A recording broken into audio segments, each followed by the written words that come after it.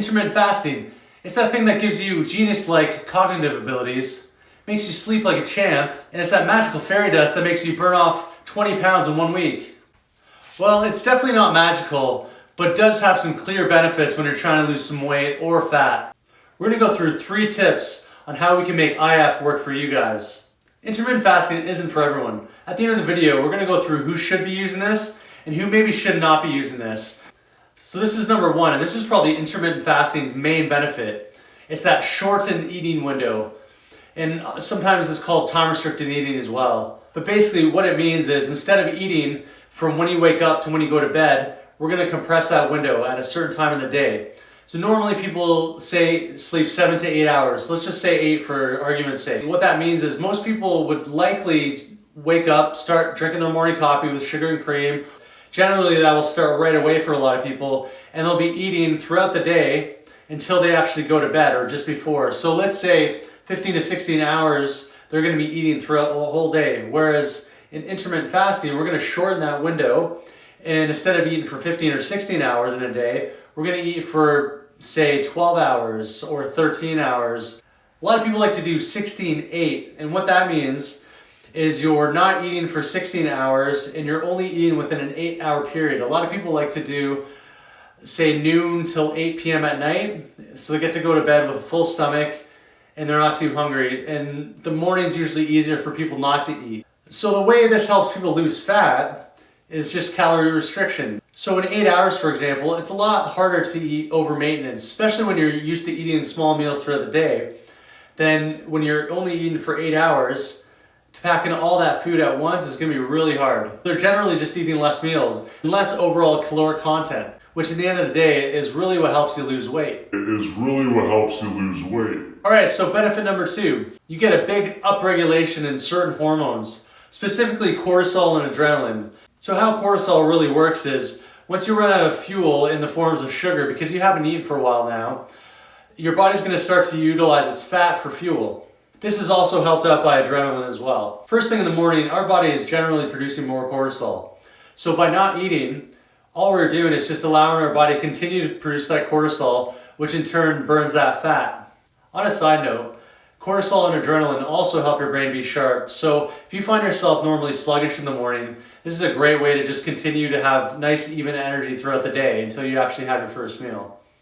So benefit number 3, just ease. This one's more of a logistical thing. Whereas a lot of people who just don't like cooking, they don't like cleaning, which I can't blame them, this is going to help you out a lot.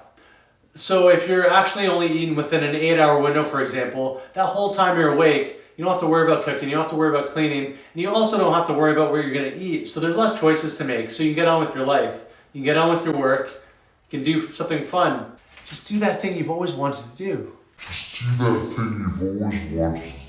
If you guys are enjoying this so far and you're getting something out of it, please click that like somewhere around here and that subscribe around here.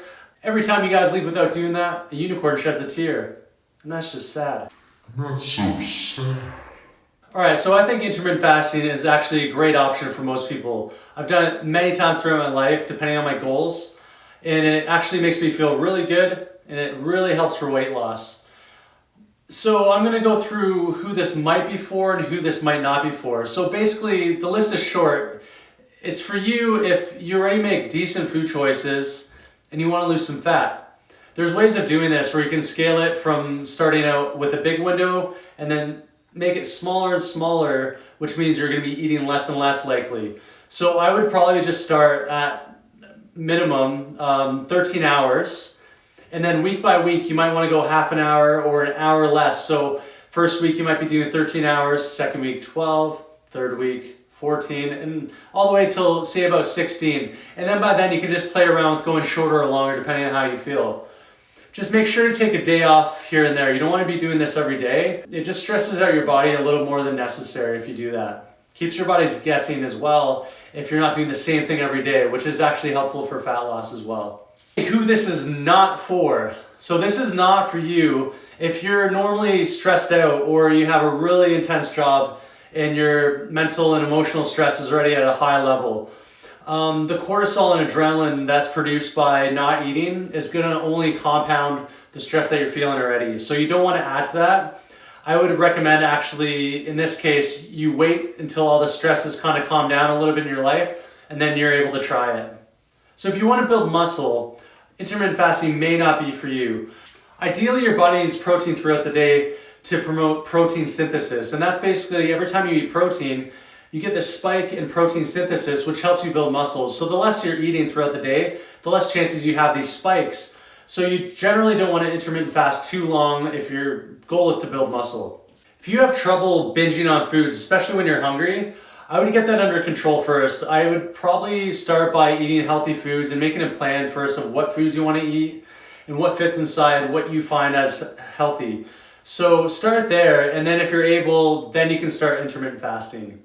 All right, so if you want to lose fat and you guys fit the bill and you want to try this out, give it a go. Just start small and then work your way up. I hope this works out for you guys. See you next time.